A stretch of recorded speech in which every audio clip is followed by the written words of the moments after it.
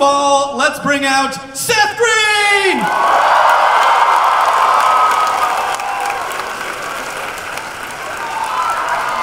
Right behind Seth Green, Michael Trucco!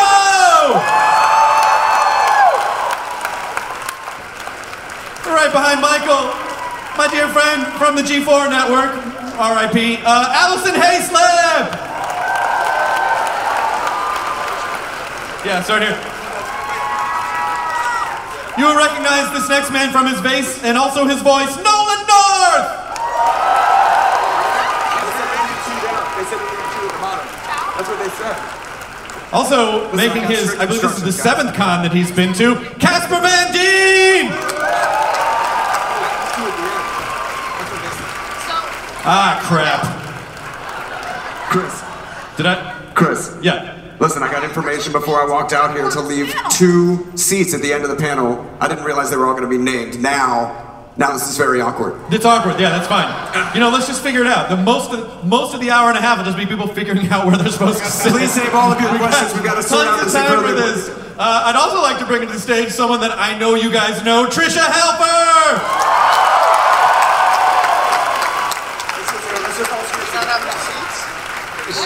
So we're all getting moved down. Also, the amazing and hilarious Mindy Sterling!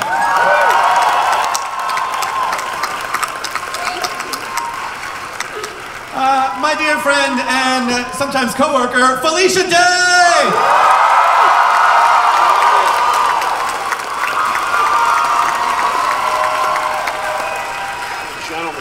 Sincerely, one of my oldest friends in the world and my old roommate when we were in college, Wheaton!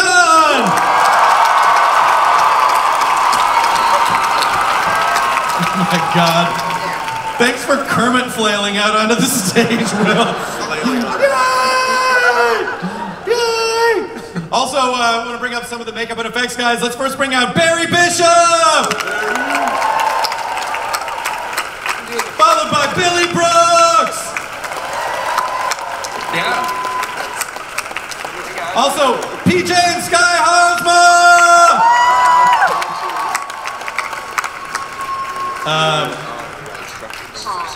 A young, up-and-coming actor that I think you guys are going to enjoy by the name of Nathan Fillion.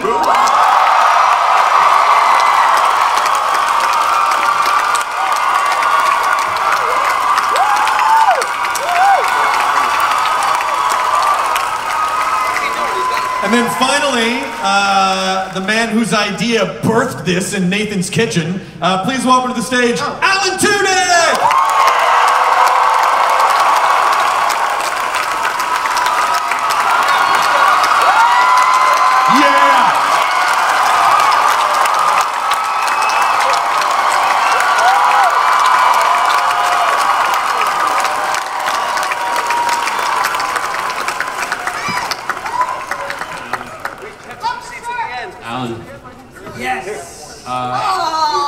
Seth screwed that up. Watch this. Wait a second. If you tell us to leave 2 seats at the end and then you sit on that end, then we just look like jerks. So why don't you come down? No, there's 2 seats. There's 2 seats saved for you guys at the end of the table.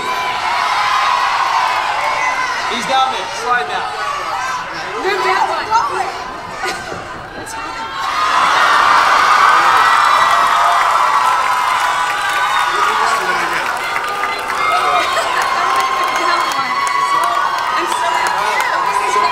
I'm quick like lightning! Okay, now, Michael, you trained with Will, Felicia, you trained with Seth, Nolan. By the way, this is now the first and last web series in Hall H. You guys, just very important, I gotta address this, I'm sorry. Drank out of it. Hold on a second, guys. Hold the phone. Alan, you're wearing the wrong costume. Wait, what are you talking about? I'm saying this character that the costume we're wearing is, he's... They don't want you to say it. He's sleeping. With baby Jesus. Sorry.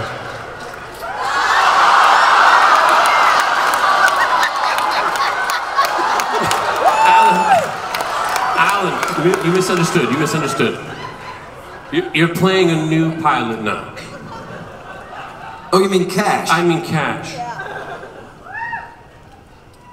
You mean this guy? Oh.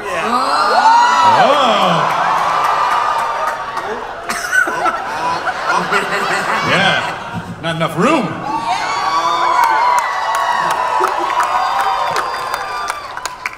There we go. There's another.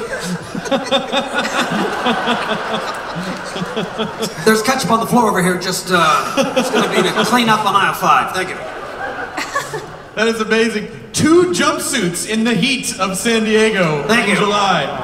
I'm also wearing long underwear. Just, you know. That's a good idea. Keep it hot. So this is Cash. Yes. Cash is the character that you play in the web series version of a show that's not at all, if there's any people from Fox here like Firefly, show called Spectrum. Yes. So people haven't really seen anything yet, right? Because you did the campaign and then you guys immediately started shooting, and so no one's really seen anything of Con Man yet. Why don't we show them? This is never before seen footage. They literally just finished putting it together 20 hours ago. This is as fresh out of the oven as possible. Let's take a look at a sneak peek of Con Man! Alan, congratulations on the series. It looks genuine. It looks amazing. Thank you very much. How did you, where did the idea, like really what's the story behind the idea, and how did you get it from Nathan's Kitchen to Hall H? That is a good question. I started going to conventions right after Firefly was canceled in 2002. Boo!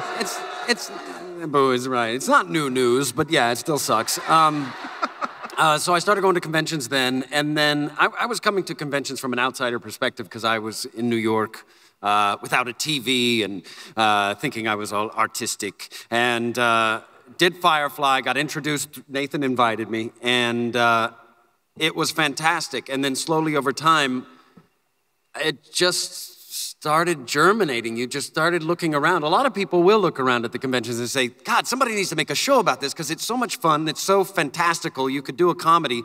There's so many amazing characters, especially behind the scenes. So it just slowly, every convention I would go to, I go, oh, that's an idea. Oh, I could do that. Like the doll convention was a real thing in Florida. And it's just like that. I was Florida, say no more. Okay. So it happened like that, and then it was also an opportunity to get in a spaceship again with this guy, and it's kind of a backdoor way of getting on a space show.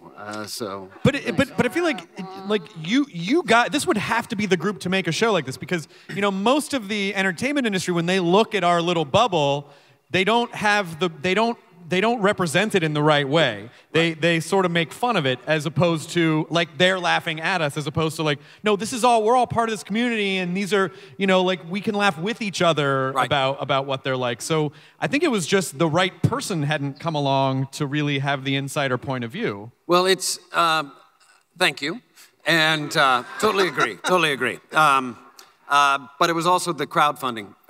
We couldn't have been made through a normal studio just for those same reasons, that this gave us a lot of control to make it the way we knew it should be made, because we've been going to conventions for over a decade, and so it wasn't a foreign idea to us. We've been meeting fans for so long that we felt like we could honor it and poke fun at it in a fun way, like the Tooth Fairy who burned down his village.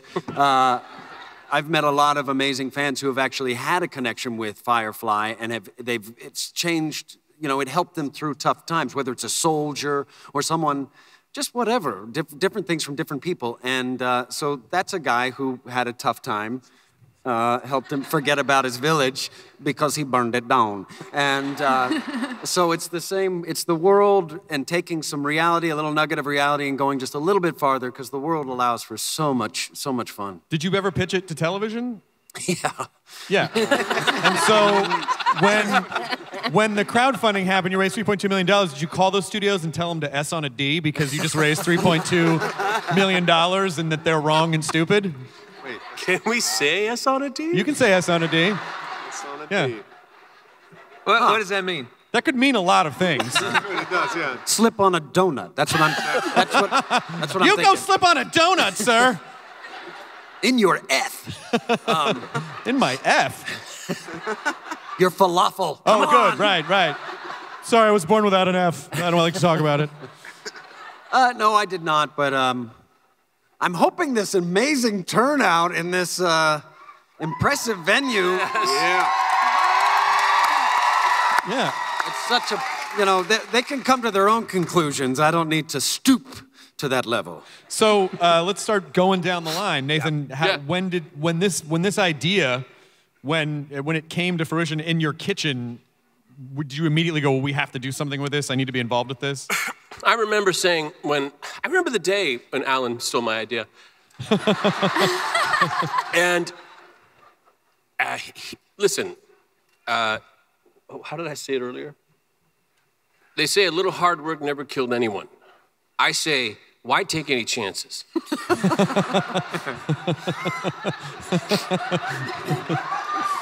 But Alan wasn't afraid to say, no, you know what?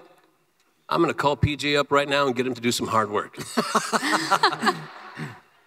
It was an idea that Alan would not let it die. And soon enough, he had written a couple of episodes. The first one he polished up really nicely. He cast a little read through. We went to his house and it was really enjoyable. We really liked it.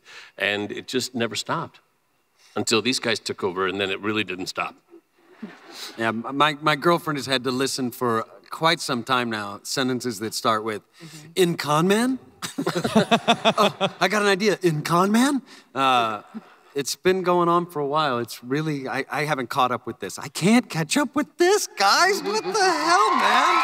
Well, and I think, when you look at the panel of people here, and also obviously in the trailer, there's a ton more people. It feels like this was a thing that everyone already wanted to do, whether or not they knew it. It was like, oh, well, we have to get in there and make fun of ourselves, play around with this world. You were almost in it several times. I wanted to be in it so bad, but my work schedule is oppressive, and I don't have a life. You do a lot of work? No, it's on cable. Noticed. It's not a big deal. It's dumb.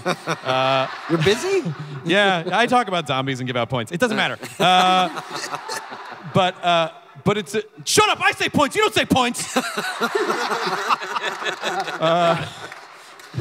How dare you?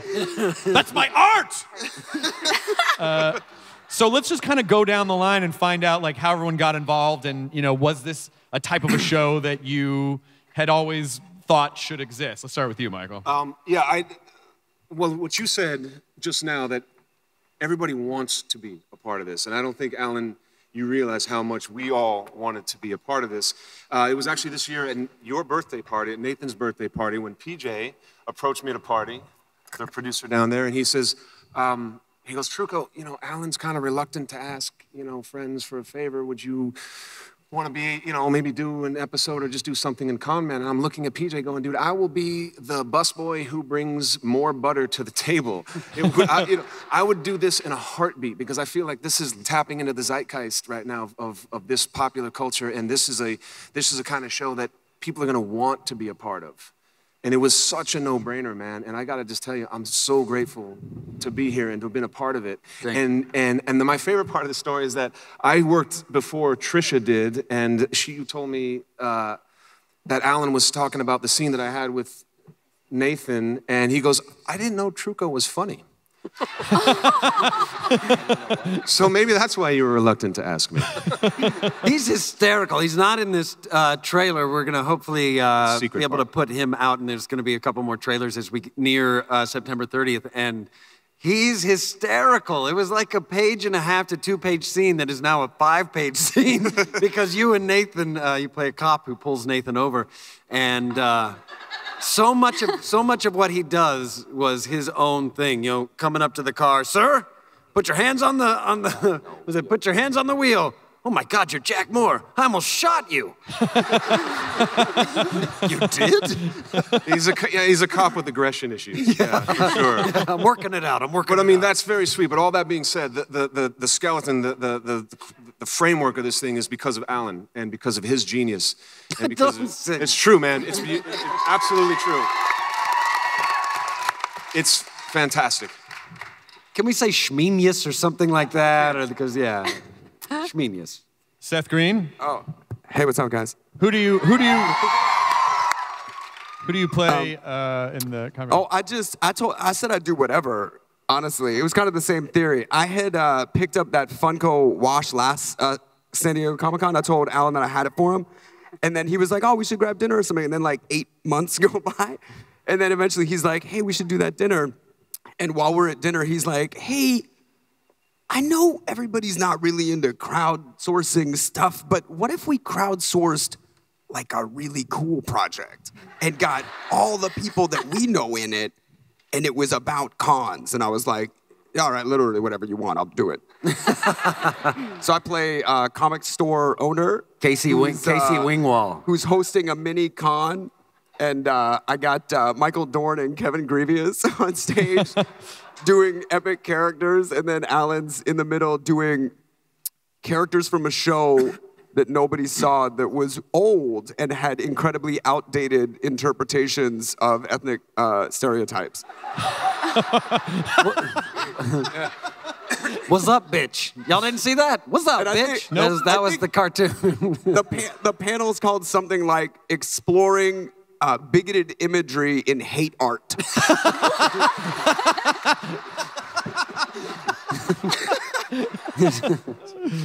I think that you contributed to that name, didn't you? Did I? Wait, it was on the thing, maybe not. Sure. That's a good question. Yeah, Like, I'll how take credit for anything in this. No, this was all your idea, dude. But we're just your puppets. Basically, you had written it. Who was involved? Who was everyone who was involved with the writing process, and how much did you guys riff on set? I wrote them, and then there was a lot of riffing on set. Nolan North, I don't think he has one line that I wrote. Maybe one, two. So he doesn't respect authority. That's good. Yeah, he plays, I mean, he'll tell you, he plays Jerry Lansing, the mocap king, who's the second best motion capture artist in the world. Behind that son of a bitch, Andy Serkis.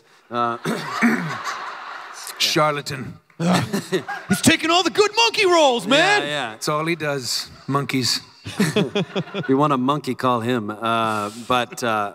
Yeah, people. It was really free since there was nobody in charge but me, and PJ and Nathan. We could just say whatever we wanted. Like Milo Ventimiglia, you saw him on his motorcycle. That's his. He showed up to work on that motorcycle. I was like, hey, well, can we just put that in here? He's like, love to. Let's put it in there. And then that was that. And can I put some yogurt in? I'm going to put some yogurt in this dumpster. And then costumes like, no, you can't. You're going to get it on your shirt. We only have one of those. Yeah, I just talked to the director. He said it's okay. So easy. Did you like having that much responsibility where you were supposed to be the guy with all the answers? You know what I mean? Like everyone's looking to you because it's your project. Was that overwhelming, or did you kind of glide into it seamlessly? No, I didn't glide. There was no gliding. It is amazing when you're wearing all of those hats, how much needs to be cleared through you. I couldn't believe it. Walking across set, everybody would grab you and go, this cuff or this cuff. Here's the mock-up for the spaceship thing. Oh, that's great. Oh, Alan, we need to work on the stickers. This is going to be at, we have Baycon and we have XCon, or two of our cons. And here's the signage for that. This color and that color. It just never... It was really unbelievable. And then you're walking on the way to the set to go, all right, let's do this scene. So it was overwhelming. But what? So is this. No. How many episodes did you end up making? It was 120 minutes, so we kind of called it a movie as we were going along because it felt like a movie. So it's 12 10-minute episodes, but they're written as half-hour episodes with 3 acts. So we're releasing them that way too, and releasing TOO in 3 episodes at a time so you can watch the story arc. And so we did 4 half hours. Excellent. Alison Haislip, Yes. one of my dear friends from the now defunct G4 network. Aw, R.I.P. May it rest in peace. Yeah. So what do you do in Con Man, and how did you get involved? Well, I was actually here in San Diego about a month and a half ago. My friends got married down here on a Friday night, and Saturday morning I was very hungover and driving back to LA, and all of a sudden I get a phone call from Alan Tudyk, and I assume it's a butt dial. Because I'm like, why would Alan be calling me at 11 a.m. on a Saturday morning? And we get on the phone, and he's like, Alison, what are you doing Monday, Tuesday, Wednesday, Thursday this week? I'm like, I'm going to be in New York. Why? He's like, oh, man, I wanted to offer you this role on Con Man. I'm like, I'm canceling my flight. I'll be there. So I found out less than 48 hours beforehand that I was shooting. And so what I found out 2 days later was that I am Faith, and I am Jack Moore's assistant, his personal assistant. But Jack Moore is never where he's supposed to be, so instead I show up and Jack Moore is on FaceTime. You know. What was your experience like working with this group? Oh, it was amazing. Well, I was there day one, right? We were day one of shooting, and we set up the first scene, and Alan's like, okay, action. And I actually had the very first line recorded on the entire show, and it didn't occur to me until after we cut that first scene that I was like, oh, that was like a lot of pressure, Alison. You just kicked off this whole thing, because it was one line in that entire scene too, right? I think. Yeah. Yeah. I don't know. Yeah. Alison. Yes, you did. Would you take us there? I know. But let me tell you, day 2 on that set, we spent like 7 hours in a heated saltwater infinity pool in Malibu in the most perfect weather ever. And it was like the greatest day of my life. I was like, nothing changed, please, ever. They were like, we're not gonna shoot for 15 minutes. You wanna get out? I'm like, no, staying in the pool is way cooler than going back to makeup, you know? Yeah. Do you want to go to the Did back? you get super pruny by the end of I it? was so waterlogged driving home that day. You know when you have like water stuck in your head and you're just like driving on the 405, like trying to shake it out? Worth it. Casper, how did you get involved with the project, and who are you? It's Nolan. Oh, no, but Nolan said stuff before. He's the second most popular after... Behind that son of a bitch, Andy Serkis. Yeah, after Monkey. I was Tarzan, so I was another monkey. Go ahead. Nolan. Nolan? Tell them how we met. I was their 4th choice. Nolan and I met when we were recording Young Justice the first time. Yeah. And then we worked together motion capturing, what was that? Uncharted. And Yeah. woo! I was going to be in Uncharted. You're the main dude I am the main dude. in Uncharted and so many other things. You know Nolan from so many other things. No. If you knew what he did. Oh. So I had written a character named Nigel Thrice, who was the second best motion capture person, and then when we started motion capturing, you were doing this character named Jerry Lansing, who was also a motion capture. He was mocap king, and it was a very similar character to Nigel Thrice. And after a couple of months of working together, it was just obvious that you had to play Nigel Thrice. Then we changed his name to Jerry Lansing. Yeah. And I mean, you had been living the character for years of being mocap king. Hello, I want to say Jim. Yeah, no, well, Jerry Lansing was a character that in between takes of this, the Uncharted motion capture game, just to cut up and goof around because I could, I just came up with him. He's just this, pompous, self-righteous, never knew anyone, but, Adam, Norman, good to see you. Love your work, Sean. Barry. And it was literally just something that I would make up stuff just to keep loose. And when Alan and I worked together, it's along the same lines as everybody else's story. He said, well, would you do this? And it was like, absolutely. I'm like, do I have to pay you? Do I need to be clothed? It didn't matter. It was an unbelievable opportunity because in all the on-camera stuff I've done, I'm always the doctor or the lawyer, or I don't get the part.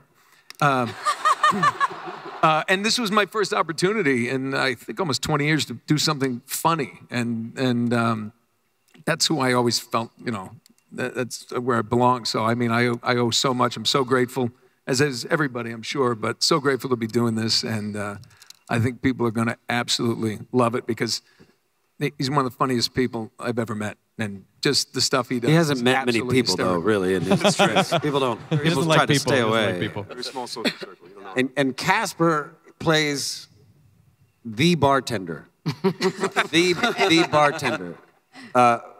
4 different times. You're the perpetual bartender in every...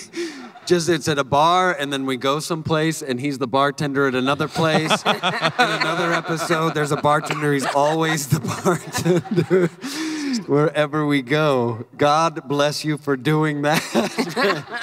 Hey, best job I ever had. He's your Love Boat Isaac character, basically. No matter what deck they're on, that guy is there. Yeah. No, how he gets around like the a boats hologram. Yeah. First of all, Casper, damn your perfect face, hair, and jawline. Look at that. How dare you come in here with that? But Those two. what was the experience like for you, and how did you kind of weave in, and what did you bring? They just asked for my jaw to come in, and just, it's the first school of acting I went to. It's just for the jaw. It's perfect. And so luckily I didn't have to speak in this. It smells good too.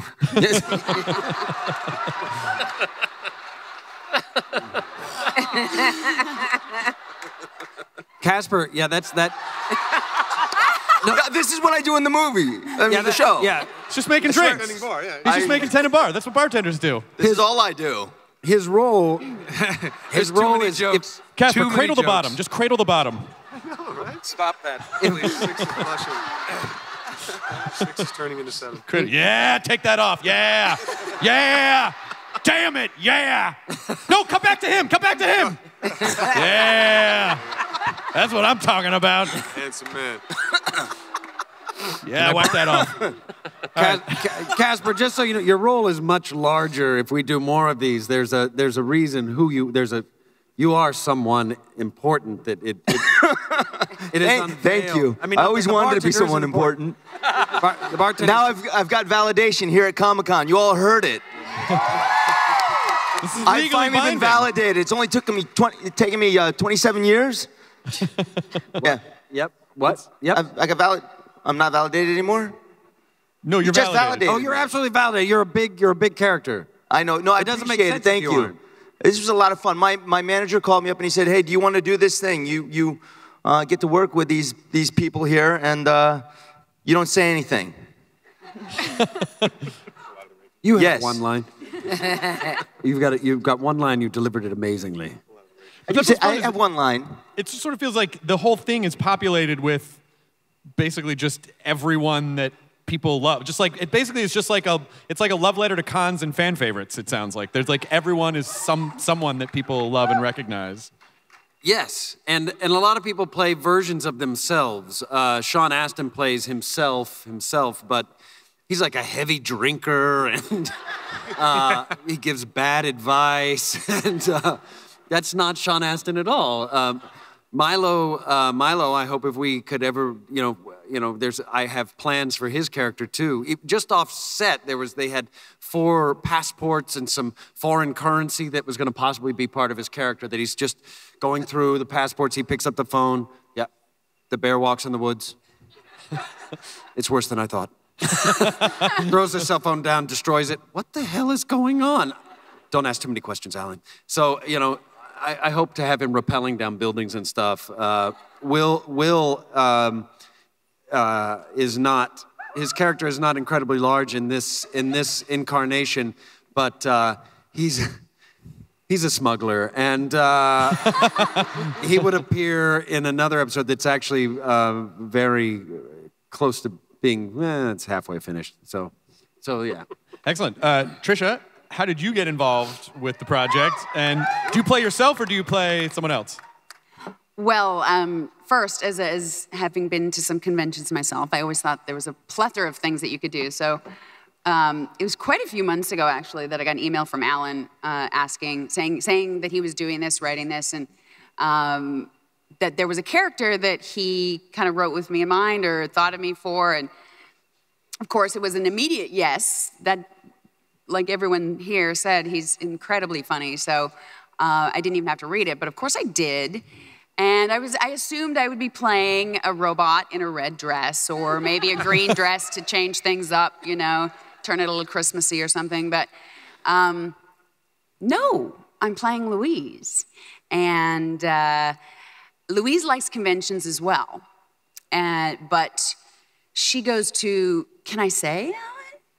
Oh, yeah, we say it in the trailer. It's a doll convention. She goes to doll conventions. I go to doll conventions. So we go on a date and we have a little bit of fun, but I don't come across as necessarily having a doll to begin with. It's a thing. It's called Reborn. And Reborns. so I was actually very pleased that I got to play somebody not like myself, even though I kind of come off like myself a little bit. And the comedy. You get to see Tricia do a comedy. I've never seen that before, and you're very funny. I mean, all the way to pratfalls and stuff, physical comedy and stuff. It's going to be, I can't wait for people to see it.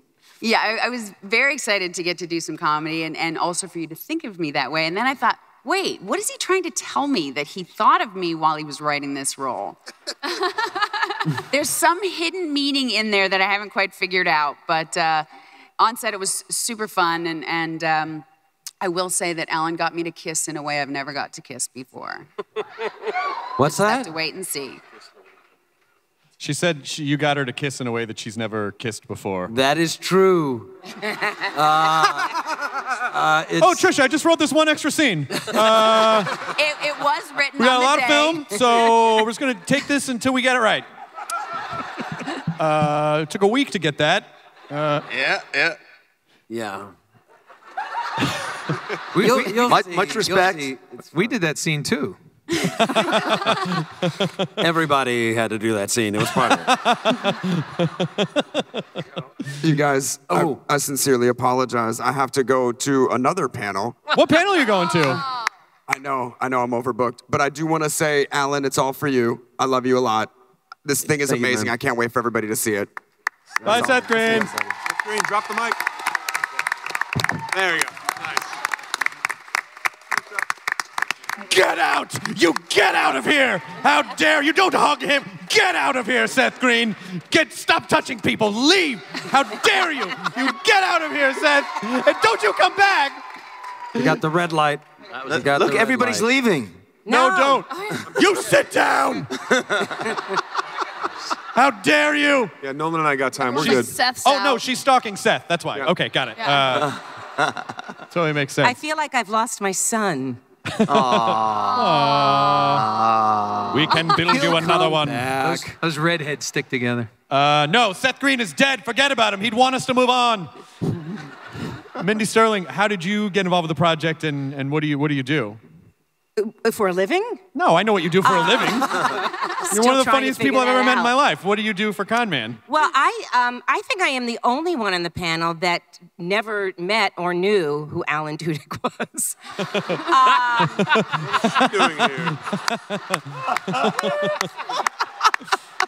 I mean, I saw him in some, series and stuff, but I really did not. We were not friends. We had no history. I didn't owe him anything. So my call was first, through my agent. You want to do this thing? It's about Comic-Con, and I'll send you a script. And I read it, and I loved it. I absolutely loved it. I too have done and still do cons. So I really did love it, and was very excited. I loved the whole campaign and how it was created. It was very, very different. I love different. I love dark. So this is perfect for me. And so I play Bobby, the very, very colorful sort of, she's dying to be his talent manager, con manager, agent, whatever she can get her hands on, a little controlling, likes to sleep around, wears, every episode she wears a different wig. I love doing all of that. I found it fascinating and fun, and I think that Alan and I had met, I think twice, just to go over the script and everything before we started working, and instantly, it was just chemistry. I just loved working with him. He always helped me with my lines. While we were shooting, he literally would be on the other side and mouth my lines for me. because I have a tendency to just blank and forget. And so, yes, he would just do that, and I would try to say what he wanted me to say. So I hope that it came out okay. But I thought, I mean, the whole experience was amazing. He is so smart. And he was so in the zone and yet never yelled, never seemed annoyed, never seemed like he was going to quit, and yet bombarded constantly with, little things here and there. So really the most generous and most innovative and interesting people to work with. So I am so glad to be a part of hopefully, his life now. Aww. Wow. You get out of here. Wow, that was a good answer. What was the original goal for the campaign? Well, PJ Haarsma. Hey, PJ! Hey, buddy! We had talked about just funding the first 3 episodes, and that was what it was, the first 3 episodes, because we figured it was a half hour, and that was one storyline, and if we could just make that, if we could just make a pilot, then people could get an idea of what it is. But there were 3 more half-hour episodes that were finished at that point, so we could keep going.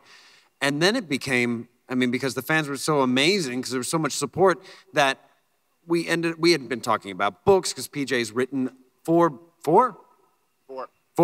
novels, 4 sci-fi novels prior to this, and we wanted to write another book. We had written the first chapter, and he wrote it, and I just sit there and go, what about this line?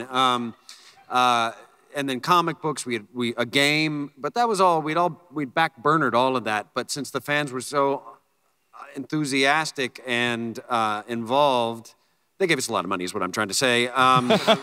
Since they gave us so much money, we were able to keep going, well, if y'all want, we'll do this, and we'll do this, and we'll do this. So we initially just wanted 3 10-minute episodes. That was going to be, we can make it. We'll be able to show you what it is, and now we get to show you a lot, a great deal, and we're looking forward to it. So you chartered a jet to Disney World. No, I think when people hear a number like $3.2 million, they go, oh, that's so much money, you could probably, but that money goes really fast, especially if you're trying to make something of that scope, and you could see the effect, like the show looks amazing. So is that, like, were you amazed at how quickly you can burn through money when you're trying to make something? PJ? It would go like this. When I first read the script, I thought it was the funniest thing I'd ever read. You needed a microphone, PJ. I thought it was the funniest thing I'd ever read, but I took him aside and I go, Alan, you've got a convention for a scene. And he's like, oh, no, don't worry, we'll just put up a curtain. We'll put 4 people in front of a curtain. We'll pretend it's a convention. Cut to renting the Long Beach Convention Center, building an entire con. And then he called me the night before. He goes, remember that scene with the alien and the cave? We just do that as a comic panel. I need to do a real one now. So can you get me a cave? Can you get me a cave? For 3 lines. It was like, did we seriously just put a cave together for 3 lines? Yeah. Maybe I should have written more lines for the cave scene. So I'm not saying I wasted it. Now you got a sweet cave. Actually, the cave was free because we have an amazing production designer, and she just made things happen. Holy crap, free cave. Yeah, she goes, I know, so is this a real cave? Because she has a German accent. Is this a real cave that you want? And I was like, yeah, I know how to get a cave. Oh. I have a cave, it's orange, and it looks as if it's been shaped by water. Great, I'll have it. For free. And so she pulled all kinds of strings, and there's on the spaceship, some of it is really, really amazing, and then like these things where there's balls in my, anyway, whatever. Whoa, go back to that part. I'm like, hold on to these balls.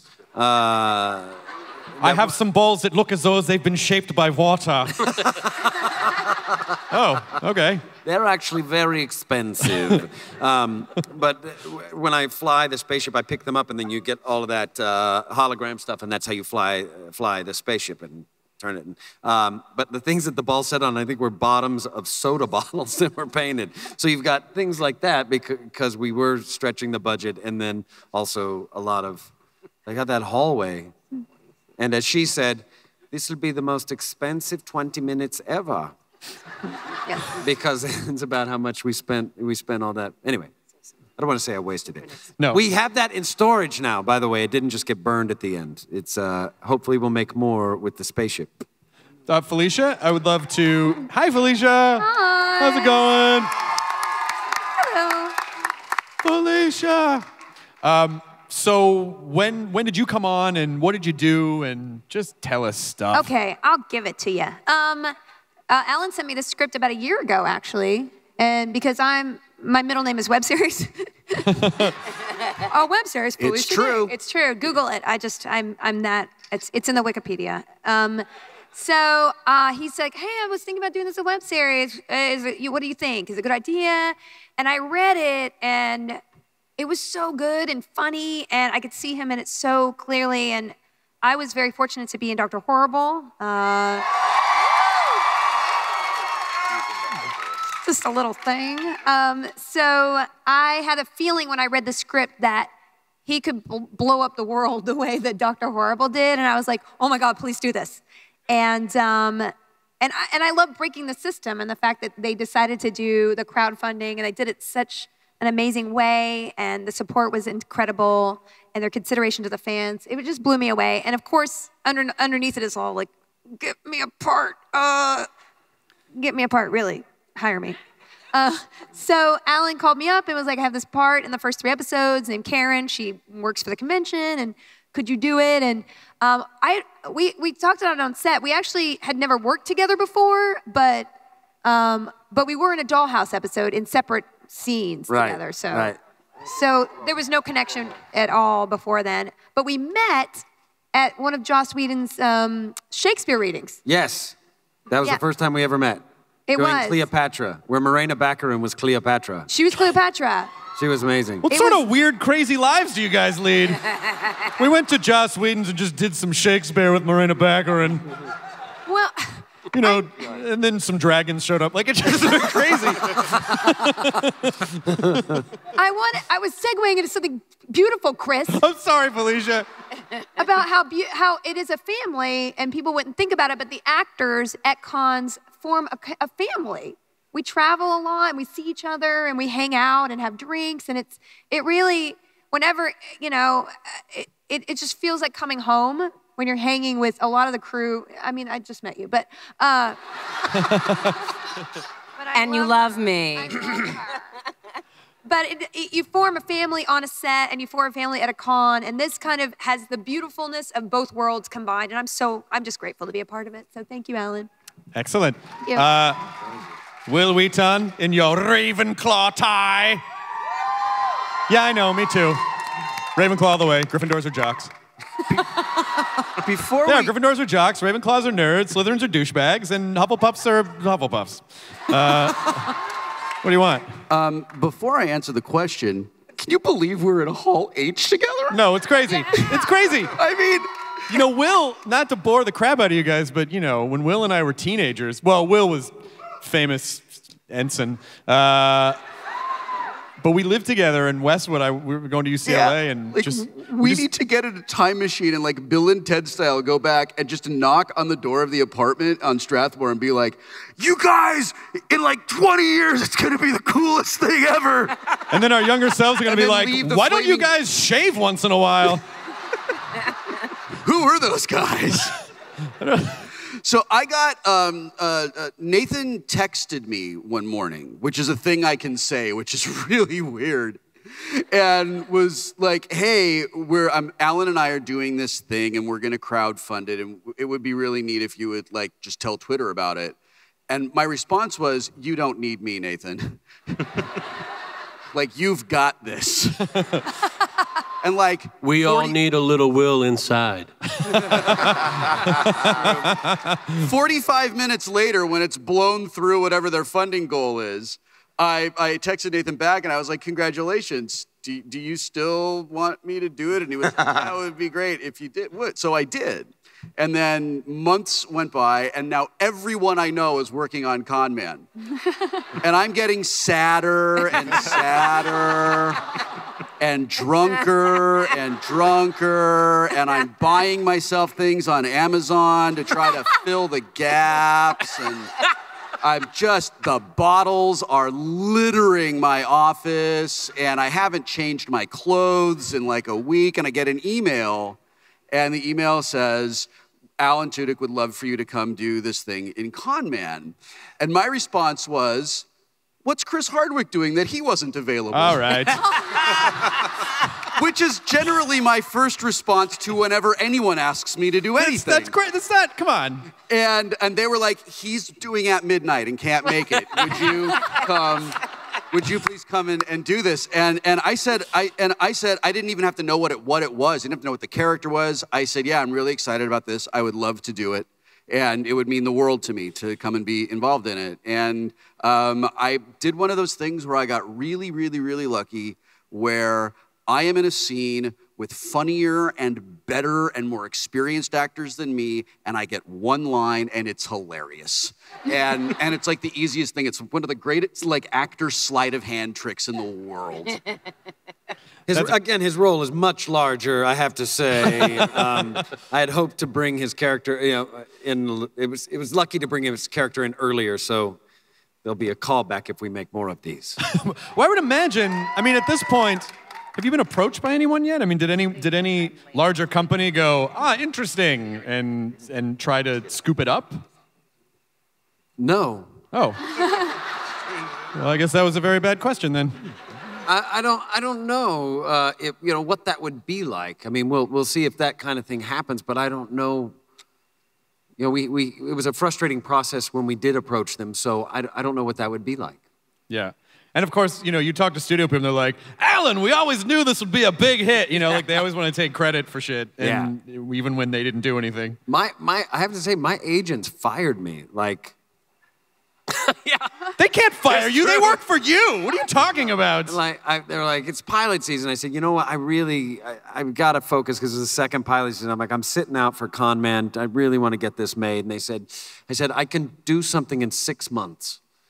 And they said, yeah. Well, we'd love for you to do that with someone else. And oh my God, the suck it list is growing with you. Like, there are so many people who can suck it at this point. And I hope that this is the biggest thing ever, because then you have that moment where people come back and they're like, hey, and you're like, well, that's weird, because,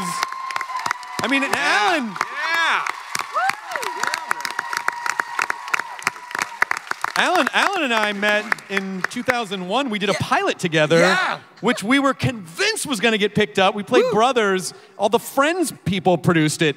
So we were already talking about what cars we were going to buy. And it had an amazing cast. It was like Kathy Moriarty and Leslie Ann Warren and Dan Hedaya and us. And then nothing. And then nothing after that. How do you kill a cactus? That was one of the jokes. That was one of my lines. And I came out in my underwear. I was chunkier then, and so that was funny. And you had a jelly donut bit where you bit into it was like the last thing, you bit into it and had to blob all over you. And that was the hilarious antics, yeah. And then after that, people were like, you should host things. And I'm like, okay. Sounds good. But yeah, I think, when you look at the scope of this project and you realize that, as I said, all these people are fan favorites, it was funded by fans, and it's about fandom and fans. I think it's just this sort of to be honest, I think it's better that no one got their grubby corporate mitts on it, because you wouldn't be able to tell the story in an authentic way without someone leaning in and screwing it up. With fans. Like, the group, the people that you see in the background are fans. We were able to give lines. What? The Guild of Extras. The Guild of Extras. Mm-hmm. Yep. Thank you. Yeah. Yes. They named themselves the Guild of Extras. But we got to eat lunch, hang out all day long. People got lines. It was a lot of fun. Like, the community didn't stop right there. They came in and we made this together, and I mean, really, we really made it together. So, and not just figuratively, we made it together. They hung out in that hot comic book store all day long when we shot there. It was so. This is really. It really feels like family. There's so many people on the panel that I think we should allow some extra time for Q&A. So if you want to, let me just really quickly say, PJ Haarsma, this could not have been made without you. You know. I feel like people don't know PJ, and also his daughter is here, Skylar, who is in Spectrum, and she's amazing in Spectrum. She's the one with the glowing eyes. She was brilliant, and what a good debut for you, Skylar. No, but PJ, you know, we call ourselves producers. But PJ's the producer. PJ knows what he's doing, and honestly, you can't. Why it looks so good is because of PJ. And that hair. Yeah, that hair. that Beautiful. shock of hair. It's Just like cry. It's just like an ocean wave crashing on a shore. A gray ocean. Gorgeous. You silver fox. Sky, can you hear us down there? Sky, can you hear it? You can't. Okay.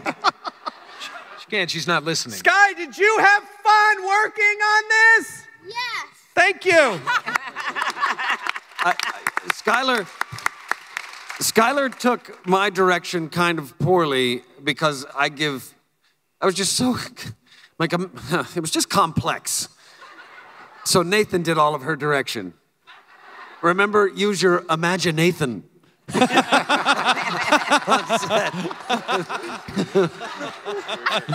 So we have to create the hashtag Imaginathan right now and make it trend.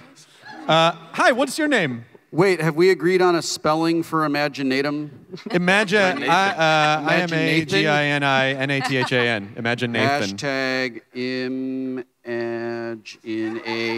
That's how those things happen, huh? First one. This is how it happens. Okay, but I'm just telling you that it looks like imagine a than. I'm a Ginathan. All right. Well, guess what? The internet is about to try to figure out what this means. Yes. It's kind of like the first time in the winter, I hashtag let it snow in all lowercase. People were like, "Letits now?" Like, you remember that? So I had to go in and capitalize. Like Saturday Night Live I'm French Jeopardy. and I'm happy about winter. What can I say? What is your name, ma'am? Hi, my name's Sherry. And what is your question? My question's for Alan. First of all, Alan, I am very honored to What the hell? What? Look at that. That's crazy. Yes. How did you do that so fast? You know what? Wait, were you in it? No, sir. Oh, okay. How did you do that? I stayed up till 2 in the morning with a bunch of markers and sewed some stuff. Oh my gosh. Last Some night. like set photos? Yeah.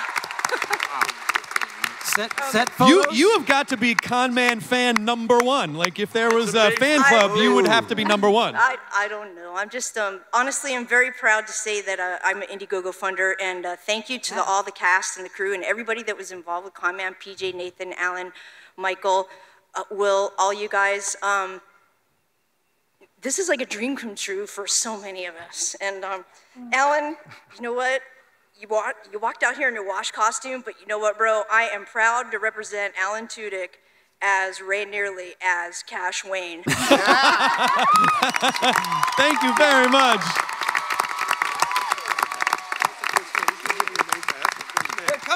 My question is, what's been the most rewarding part for you, Alan? Wait, From hang on a conception sec. to...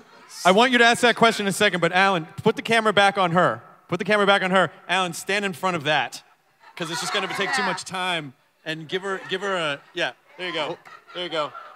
Oh, this is going to be good. This is going to be really good. Oh, I It's kind of awesome.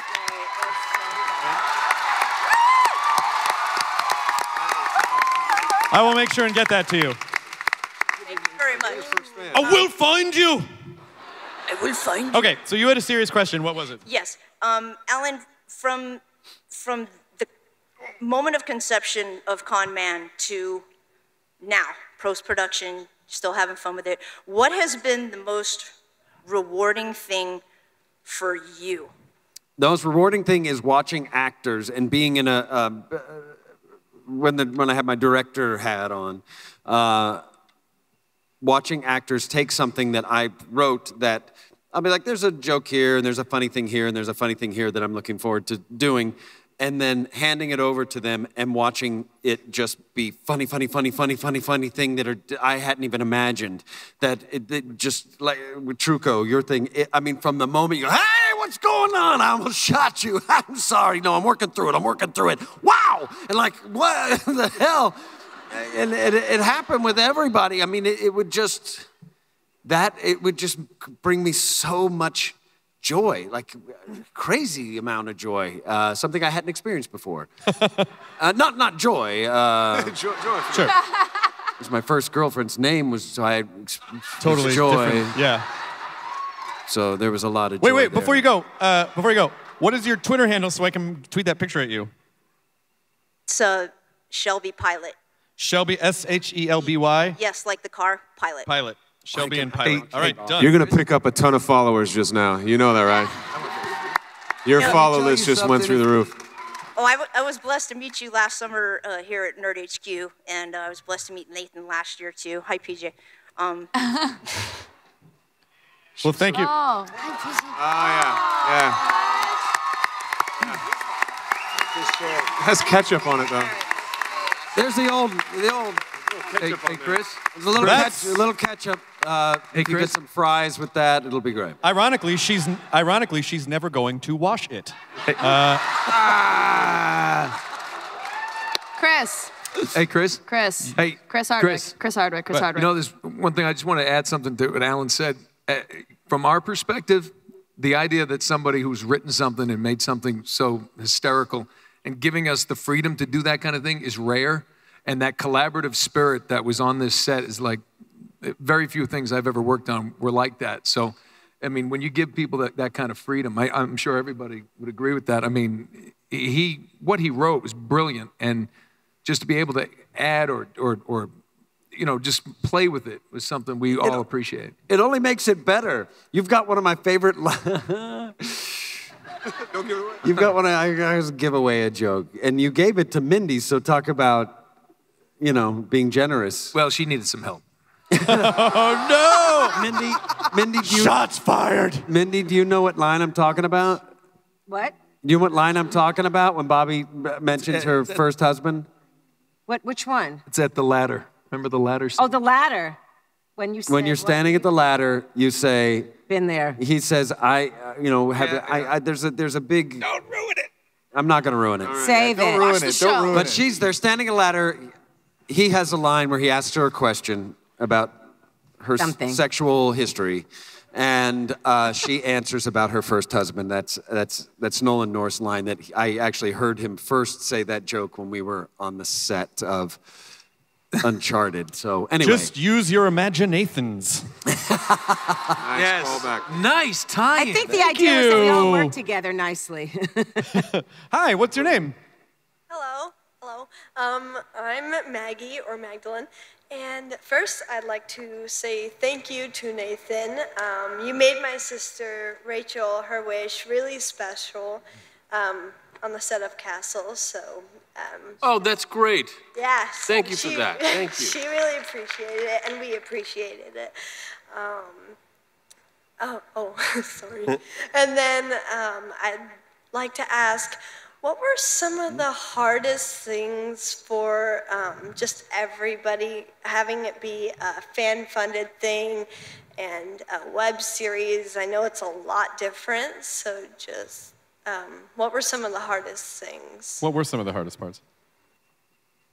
I think, you know, convincing some agents, that was actually the hard part. Like when we would approach certain people that weren't in our immediate circle to get in contact with the actors that they represent to say, hey, we're doing this crowdfunded thing, that they would just blow us off. Yeah, it is. I hope you guys understand a lot of times there is sort of a representative firewall where PR people or agents will just automatically say no to stuff, and then someone will go, why didn't you do this thing? You're like, I didn't even know about it, you know? Like, so it is, you are lucky if you have an agent that will actually say, like, that has a little bit of vision and will go, hey, this sounds really cool, and it's a lot of people you know, maybe you should do this thing, as opposed to like, web series, click, you know? Yep. That was probably the most frustrating thing. I don't know how hard it was. You know, as a web series, you know, it's kind of a different thing, but we used a lot of the people that we used who were the crew, they were top notch. Right, PJ? I mean, they were, like, a lot of them were from S.H.I.E.L.D., the agents of S.H.I.E.L.D., because they were off. Our DP, Jay, was, he did the Much Ado About Nothing with you, and he told me a story about you saving his life. Yep. He saved his life on Much Ado About Nothing. Remember George? George actually lit Interstellar. What's that? The gaffer lit Interstellar. Oh, my gosh. And with that, we did Interstellar. Yeah. Yeah, so these were like, you know, and I think it shows when you get to see it, or if you watch the trailer several times, whatever, you know, whatever you do, that it looks, and it looks very well done. We got great cameras and great people working on it, but and we're going to continue to do that in post, and I hope we're able to show people and re-educate people about what the web can be. I mean, I think they're all talking about, they want to reach out, they're trying to figure it out, and they really are. We talked to a lot of people when we were shopping this around, and they're all trying to figure out how to milk the money out of it, but, you know, so we'll take 90% of it, we'll give you 10. You know, that's where the conversation starts. Anyway, that the idea that the web is just some little thing, it can be a lot of things, and as we all know,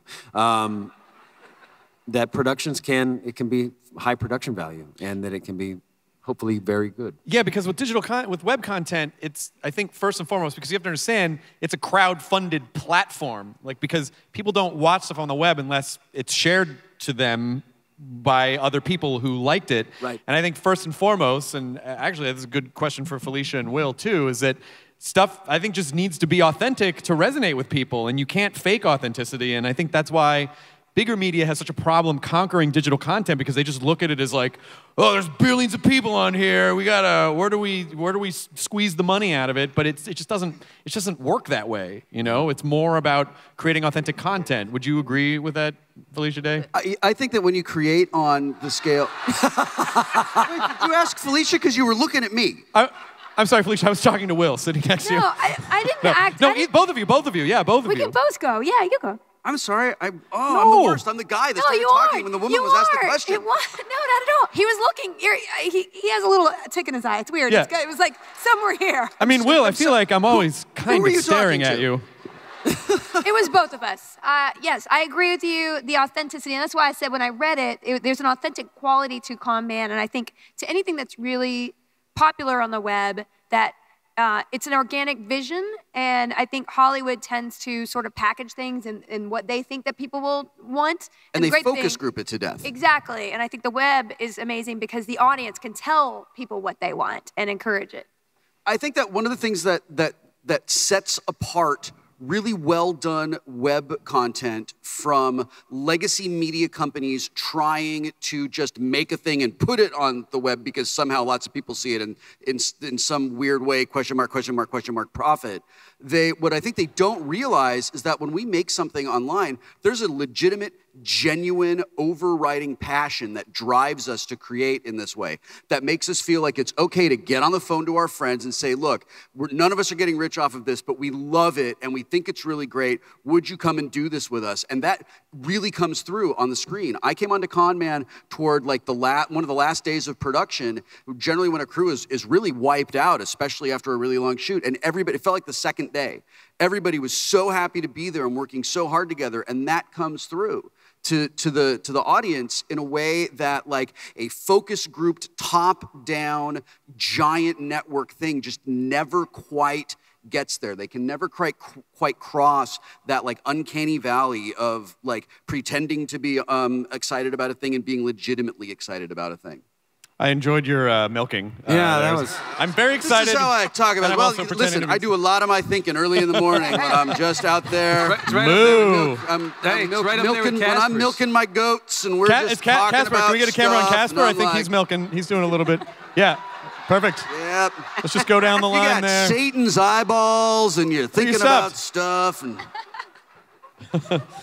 I just learned that Will Wheaton has the tattoo of a giant octopus on his arm. Oh, yeah. Is it a Cthulhu or is it an octopus?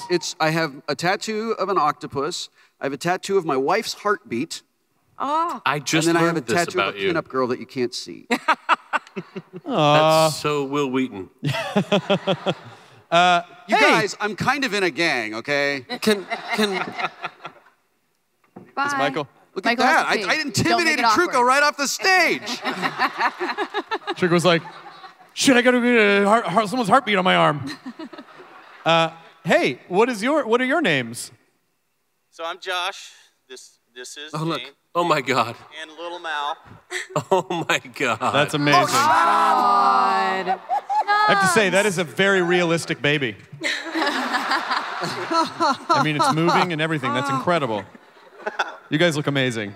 Thank Do you It's have like a looking in the collective? mirror. Do you have a collective question? Which one's Wash? She is. Can a Wash go up there? Is No, there a he's Wash? dead. Let it go. Okay. You can be our wash. All right. Okay, so this is a little overwhelming. This is an amazing panel to talk to. Our question was for Alan and Nathan.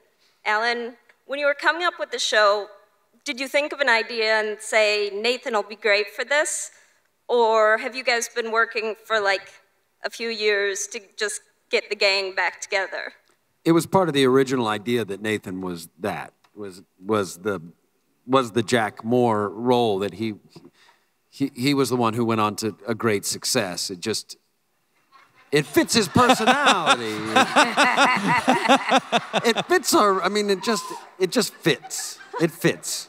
Your life is very large, my friend. It is a big life. You know, you when we were shooting, it was, part of our scheduling was like, well, Nathan's going to be in Australia. You were at cons, but you're in Australia for this portion of time, and then you were there for a few days, and then at the rap party, it was like, Nathan can't be here because he's in Mexico. Like, you're moving, and then Castle takes up a lot of your time, and Jack Moore, yeah.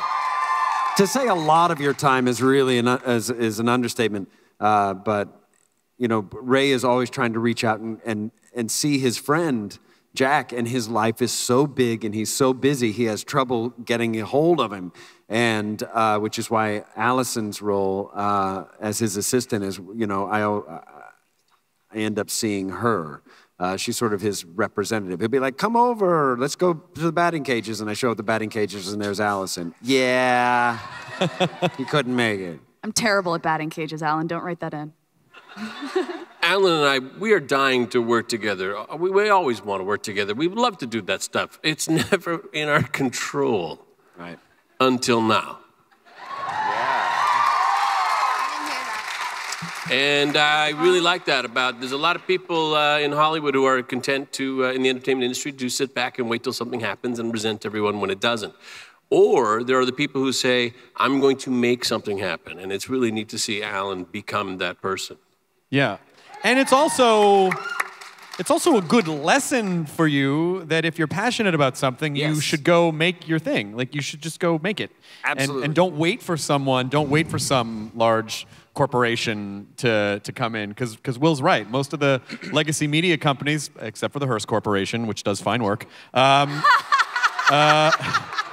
most of the legacy media corporations they just don't think that way. They don't go, you can't go, well, this is fueled by passion, and it's authentic, and Michael Trucco came back, everybody! Somebody had to take a pee break, I think. Someone had to take a pee break. I know, I think there was a point I was like, did we just piss him off? What happened? He just took it off. I just leave, I don't say goodbye. I had another panel. Yeah, but anyway. It was real short. Anyway, go make your thing. You don't need to raise $3 million to make your thing. You can just go make it today if you want to. It does help. It does help, though. Yeah. Helps if you're on Firefly and you can, but fine, but to go make your thing. 3 million. What is your name, sir? Mike, what is your question? Well, I just want to say my wife sent me up here because she thought Nathan's hot, so she's making me ask him a question. Sometimes. She's just back there tightening the pants she's wearing, clearly. Pretty much. Yeah. My question is, how'd you guys determine that Nathan was going to be the action hero? Is that kind of inspired by the fact that he's so busy, so he's kind of hard to get a hold of, which seems like it's going on in the show? I'm sorry, what's the question? Like, how what? I think it was more, I think what his wife wants to know is, how did you find this role for Nathan? Is that right? Like, Yeah. what was it based on, were you kind of basing it on Nathan, or were you considering him for other stuff? No, we wanted to work together, and it just made sense. Also, part of it was, written around the idea that we might not be able to, he might be shooting Castle while we were doing it. And it kind of that influenced the role, and that we would need to be like grabbing him on weekends and things like that. We didn't know in what capacity we were going to be able to work with you and all of that. So it just fell into place and made sense. And Nathan's a leading man. Yeah. I don't need to tell y'all. Oh. Nathan, turn it. And Nathan Fillion.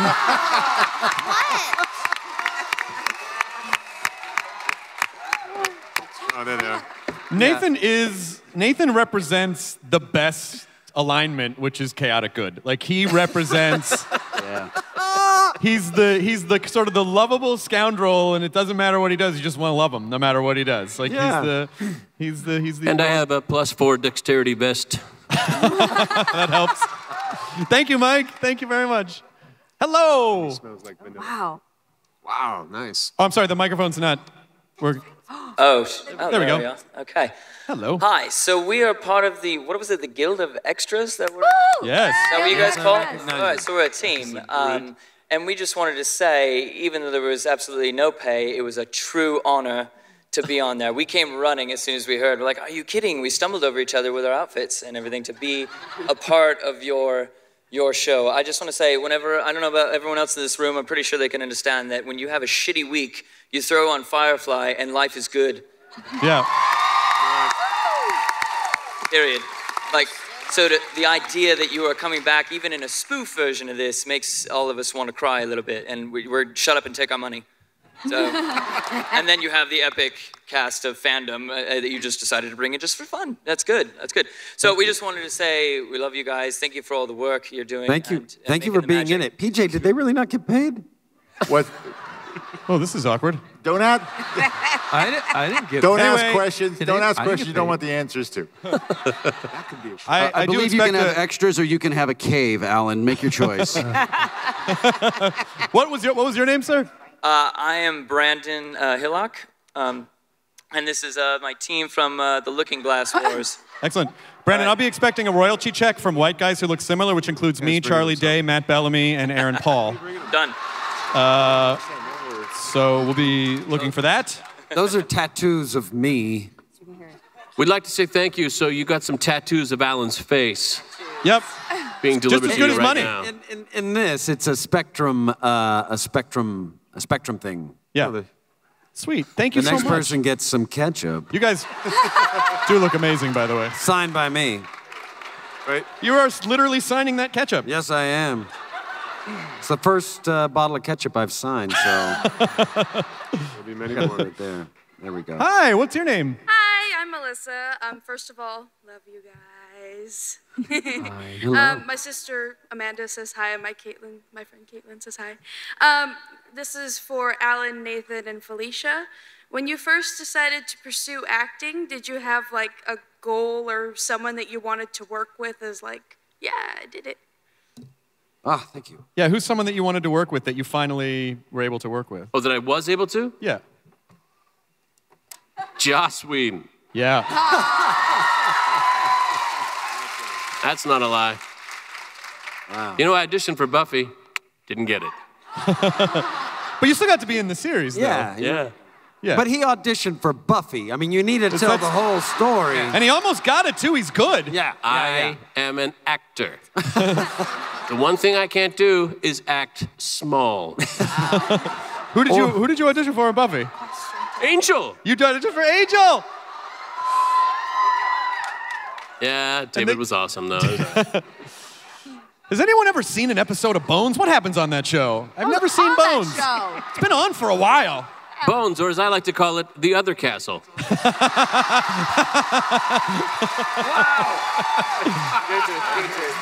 That was amazing. Castle 2. Speakers are going out.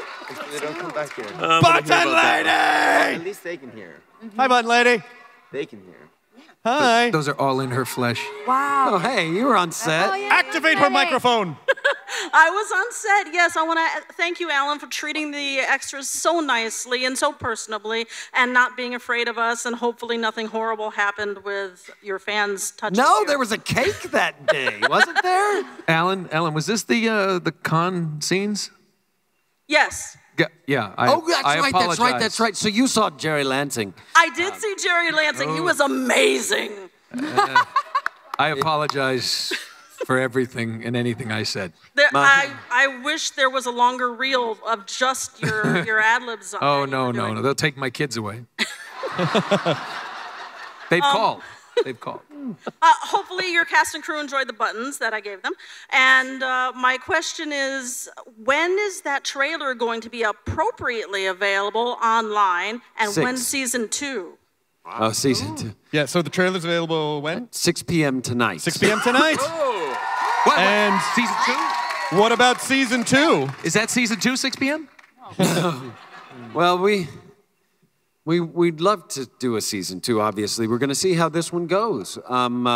If it's popular, I was thinking about this. What if this thing is popular, what does that mean? And I think it means if you create something and people like it, then you get to create more. And so I have so many stories, and I'm sure a lot of you do as well.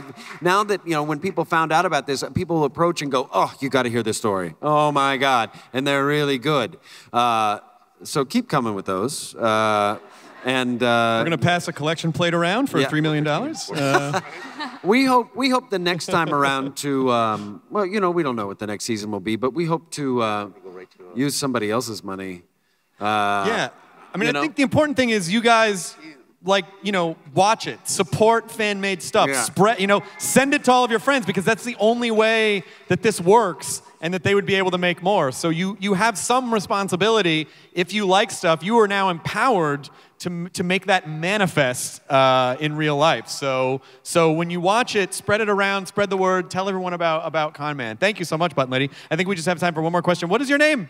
Hi, my name is Kate, and I just wanted to say congratulations, Alan. I am looking forward to my cameo in Con Man. My question is for Alan and Nathan, and it is, what are you personally a big fan of, and what is the craziest thing you've done as a fan of it? Oh, yeah. So what are you a fan of, and then how did your fandom express itself in a crazy way? I'm a fan of Walking Dead and Game of Thrones. You've heard of it. A friend of mine owns a wolf hybrid that looks a lot like a wolf, and I did a little photo shoot with it. Oh. And I'm proud. Also, your other friend hosts Talking Dead, but don't worry about this, man. Alan. I'm a fan of Gotham. And I met the Penguin at a con, whose name is, everyone together, Robin. We're friends Robin now. Lord Taylor. Robin Lord Taylor. Yes. I said that. Yep. Anyway, the microphone just got garbled, but you said Robin Lord Taylor. It's tough. It's a reverb. Yeah. But I met him, and I was pretty goofy around him. Like, wow, you're so good. I mean, wow, it's really good to meet you. I just really love your performance. I mean, every week you really deliver. So that was recently. I forget. It's been a lot. I've had several, but that's the most recent. Yeah, I think this is a great way to end. This is everyone kind of go down and just name someone that you were nervous that you met and how that went really quickly. Oh, God. Nathan Fillion. Yes. Nervous that you met. I can't believe I'm sitting next to him. This is not a joke, but as a huge Star Trek fan, when I met Will Wheaton, I lost it. It was at Comic-Con. It was at Comic-Con, and Will and I met backstage at Hardwick's show and like nerded out over Doctor Who together, and then like had a dance party somewhere, and then we were like, we should be friends, and I was like, I'm friends with Will Wheaton. We had Harrison Ford on the podcast a couple years ago, and I could not contain my fandom. So it's the most nervous I've ever been on a podcast, and he's funny because he's half pretends to be cranky, and then is half kind of cranky. And so I was like, you know how hard it is not to ask you questions about the Indiana Jones and Star Wars? And he was like, try harder. Which to him was probably hilarious, because he did a panel in here, I moderated a panel in here, and the first person that asked a question was like, and he's probably gotten this for decades, like, Mr. Ford, big fan, I was just wondering, what would Indiana Jones say if he met Han Solo? And Harrison Ford just goes, hello? Yeah. I withdraw my question. Nolan? Mine is actually different. I was named after Nolan Ryan, the famous baseball player. And in high school, I was actually scouted by the Texas Rangers, and I got to go up to, I lived in New England, and I got to go up to meet the general manager and go out on Fenway Park and meet him. And then Nolan Ryan came from doing his warm-ups, and he started walking at me, and I swear as he got closer, I just got smaller.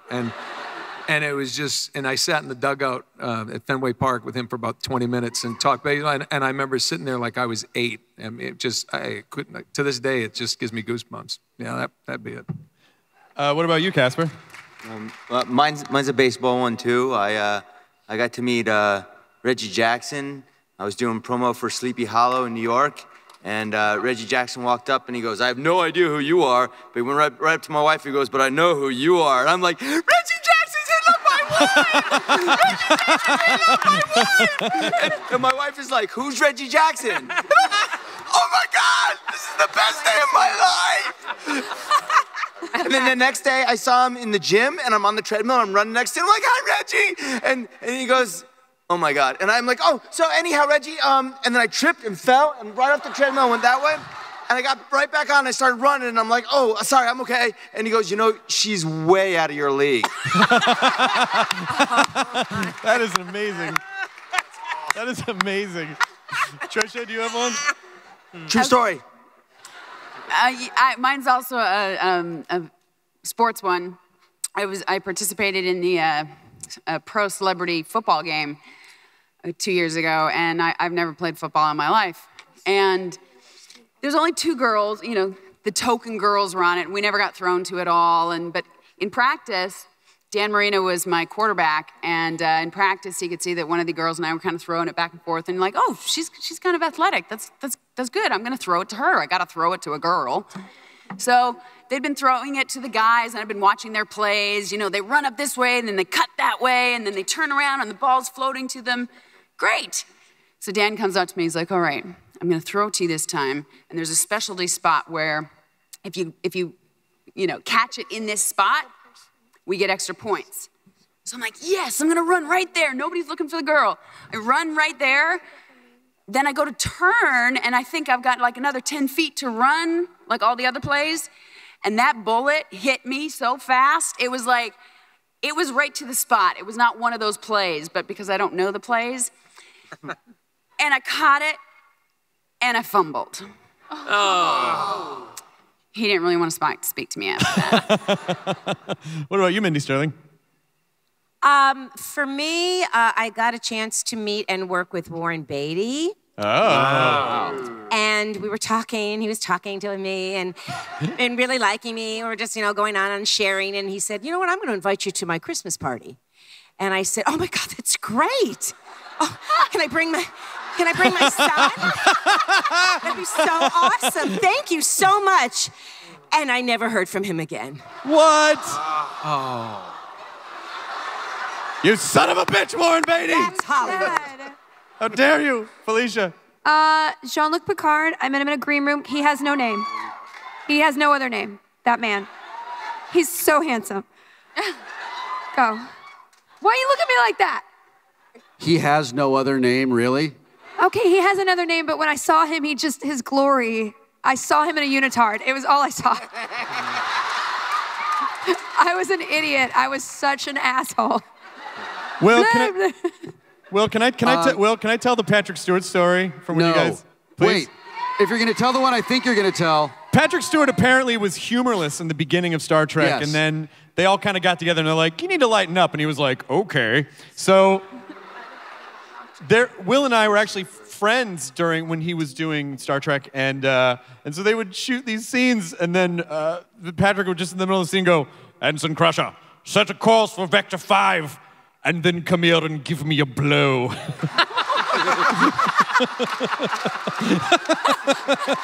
True story. You know, Ensign Crusher, when a Grecian general would take a young boy out on campaign. True story. And he got very funny. Totally true. Who was yours? I hope you all got to watch Felicia's emotional journey during Mindy's Warren Beatty story, because that was pretty incredible. So I was at a convention just recently, like probably 2 months or so ago, up in Ottawa, Canada, and Billy Piper was there. Oh. And I am a ginormous Doctor Who fan. And I was like not gonna be, I was gonna be cool, and I was not gonna I wasn't gonna turn into the thing I turn into when I met Henry Rollins. Like, I'm not gonna do that. And Marina Sirtis, who played Counselor Troy on Next Generation, who's a good friend of mine, knows Billy Piper really well. And she's like, oh, come on, I'm going to introduce you. And I'm like, I don't know, and then I'm in front of Billy Piper, and I'm like, hi, I love you, and I'm not gonna do to you what people do to me sometimes, but oh my God, I'm doing it. And when you were on, I love Doctor Who, but See Your Diary of a Call Girl is amazing, and I just think you're really great, and you're so pretty, and Billy Piper stands up and hugs me. And she kisses me on the cheek, which is why I have a giant beard, because I don't ever want to wash my face. And she says, you are lovely. It is such a pleasure to meet you, my love. Oh. Alan, do you have one more thing? Yes. I haven't introduced you guys. Billy and Barry. I'm very sorry.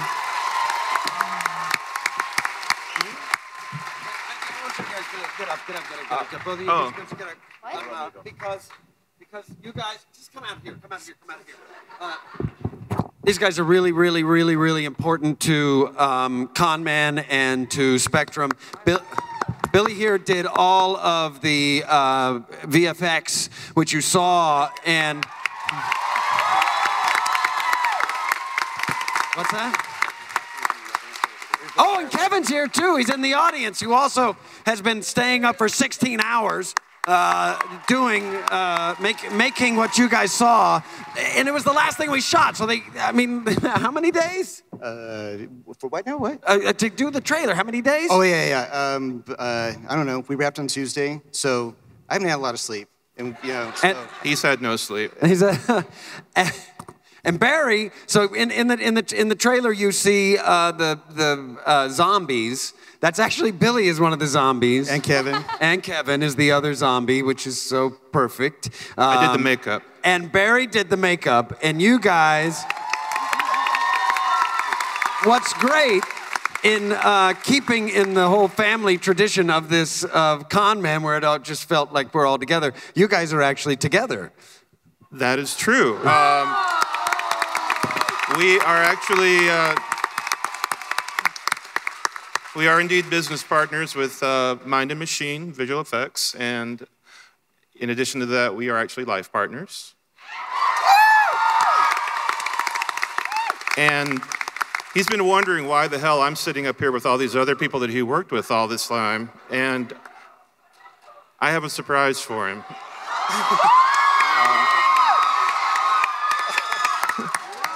They were asking the cast a minute ago, who was the most amazing person you've met and worked with in Hollywood? And I just want to say, Billy Brooks, I love you with all my heart and soul. And will you please marry me?